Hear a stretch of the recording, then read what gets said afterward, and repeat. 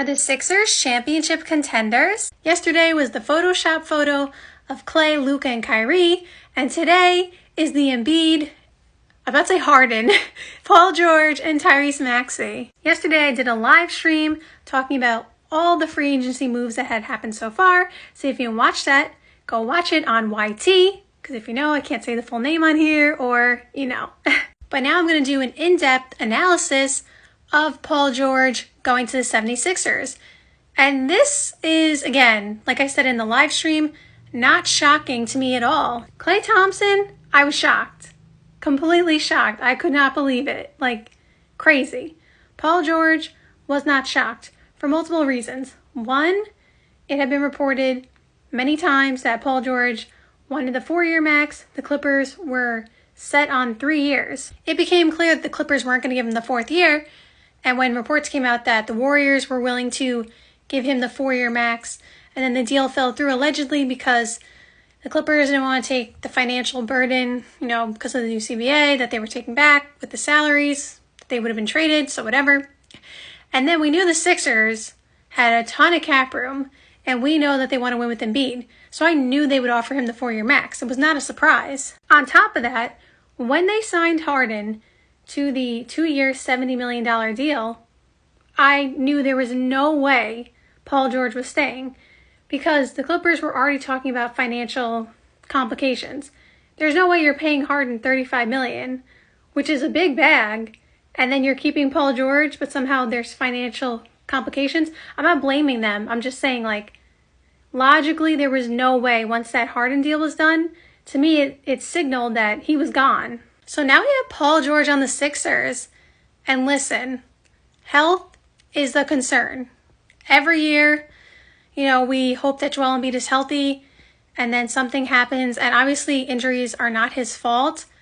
But it's just, you feel bad for Embiid because it's he's such a good player and he's so dominant when he's healthy. But he can't stay healthy, and that's, part of why he hasn't had the success that he wants to have. In addition to that, Paul George was healthy last year, but prior to that, he's had a ton of injuries as well, and so that's the biggest concern is, will those two be healthy? I'm not concerned about Maxey being healthy. We haven't seen him have injury history yet. He had an injury last year, but, he's not an injury-prone player. Those two with their health is the concern. Outside of that, assuming they are healthy, talk about a perfect fit. You got Embiid, center, big man, dominant, can shoot the 3 and, space the floor for them in the sense of being a center out on the perimeter at times. You have Maxey, we know what he is. He was an all-star, great young player, got his bag, congrats to him. And then Paul George, multiple-time All-Star, played at an All-Star level last year, prototypical two-way wing, none of them are going to step on each other's toes. They complement each other's games nicely. It's a seamless fit, especially on paper. Now, I guess when you get on the court, sometimes something that may even look seamless may not be, but I don't think there's going to be any issue fit-wise. I think it's a seamless fit. I think everybody's going to be happy. Everyone's going to get touches. It's just a really nice pickup. And then I like how they have filled out the roster so far. They got Kelly Oubre back. Shout out to him. He was so good last year for the Sixers. Very, very good. They also got Andre Drummond, which is a very good pickup for a backup center because I talked about this in the live stream as well. Andre Drummond is not in his prime anymore, averaging 14 rebounds per game. Because back in the day, he was getting 14 per game. That's not an exaggeration. He was crushing everybody on the glass. But one of the problems the Sixers had last year is in the non-Embiid minutes, they were really struggling. So Andre Drummond may not be what he used to be, and he may not play 30 minutes, but he can definitely provide some relief and keep them afloat while Joel Embiid is not on the floor. They also got Eric Gordon for some shooting off the bench, and so I think they're filling out the roster pretty nicely. I think if they're healthy, they give a lot of teams a lot of problems because Embiid, there is no answer for Embiid when he's healthy. The reason I think that they give a bunch of teams a lot of problems is maybe slightly different than what some people think, but kind of along the same lines. It's not, to me, Paul George himself. Like, yes, Paul George, all-star, talent, everything he does. Like, that goes without saying. But why his, being on the team makes them a problem for other teams is the flexibility and freedom it gives Embiid and Maxey. So again, that's not necessarily different than what some people say, but I feel like people are more focusing on what Paul George will bring to the team, which he absolutely will bring a ton of things. But sometimes it's you just being on the floor literally makes everybody better because of your talent. So what I mean by that is Tyrese Maxey is going to get a lot more easy shots. Joel Embiid is always going to dominate, as we just discussed, but now you can't, just hack him, double him, even though he'll still probably get 50.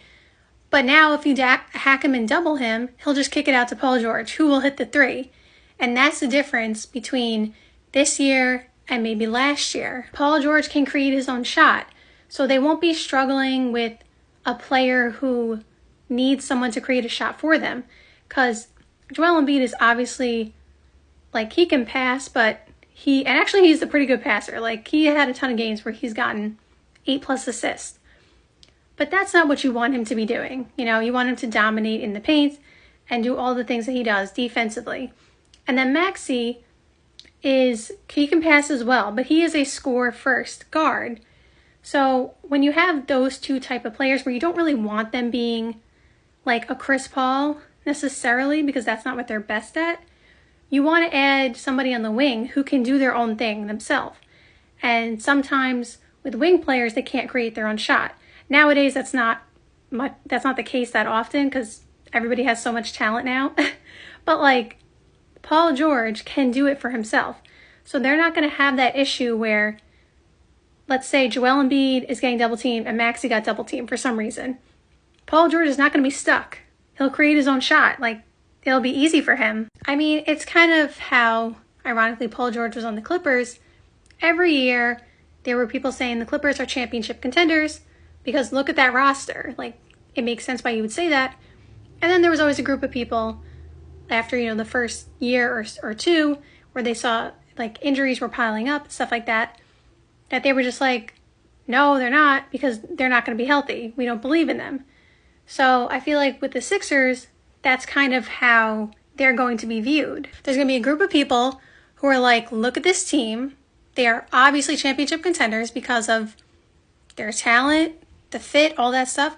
And there's going to be a group of people who are Embiid's never healthy.